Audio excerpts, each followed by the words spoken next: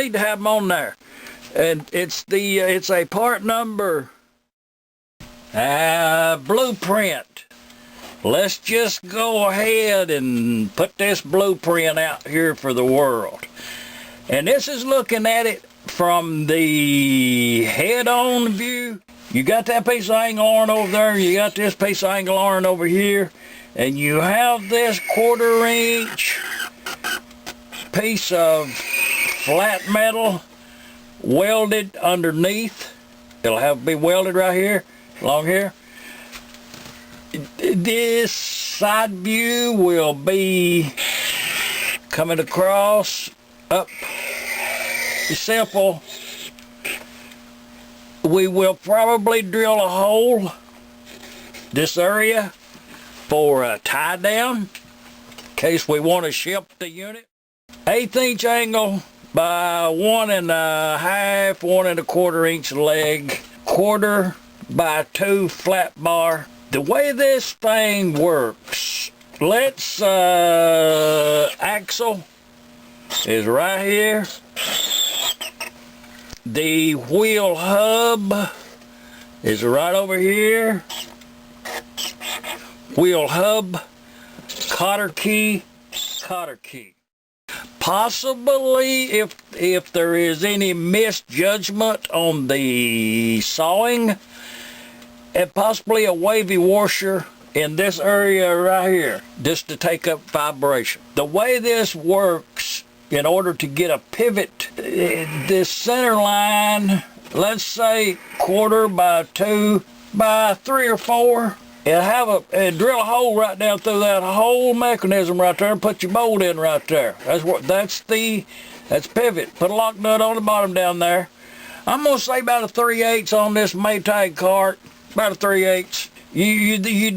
That will not be tight, but it will not be loose neither.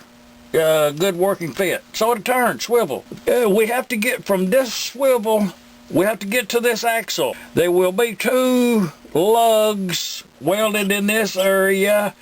Side view, I will mill them like this right here, come up and a hole in them. 2 blocks of steel welded right there for the handle. Anyhow you get from here to this axle is perfectly acceptable. Just do the same thing on the front and the back. The back, you leave this out and just come straight down. Let's just draw it in for educational purposes. Let's just come straight down here with a piece of tubing. You all take a note? Okay, now if you welded this right here and welded all of that right there, then 4 welds, then at that point you would have a pivoting bolster.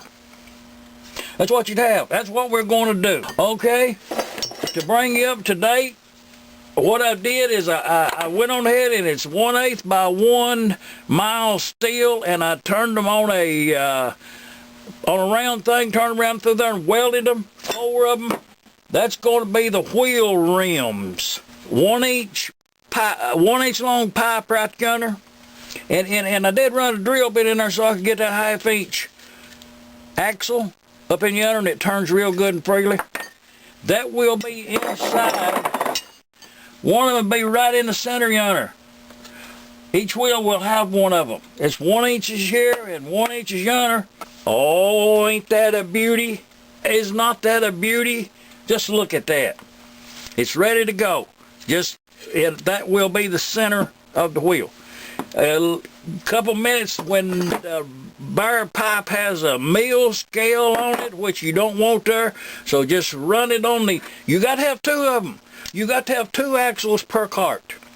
12 inch axle, 1 inch hub on each side, 1/4 inch overhang for the cotter key on each side. We got the 2 axle mechanisms completed. The 1/2 inch, look yonder, 1/2 inch 1018, that goes all the way through for an axle. This is a very, very strong cart. Very strong. It's actually too strong for a Maytag. It looks good though. So we got them. We got 2 more here going. It's just the axle part covering, and then this goes through yonder, and then the ends go right here like this right here. Go up there, and then you drill the hole through yonder, put the cotter key in there, you're good to go. We're going to move on. I'm going to make the spokes out of 5/16. I believe that'd be good. 8 spokes per wheel. Do the math on it. 4 times 8.